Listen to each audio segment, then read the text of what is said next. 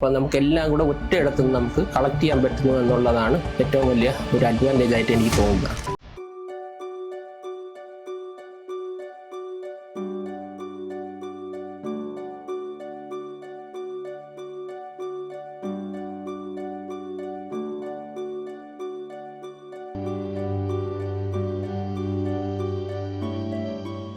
ഞാൻ ക്ലാസിക്കുമായിട്ട് ഏകദേശം 10 വർഷത്തെ ബിസിനസ് റിലേഷനുണ്ട്.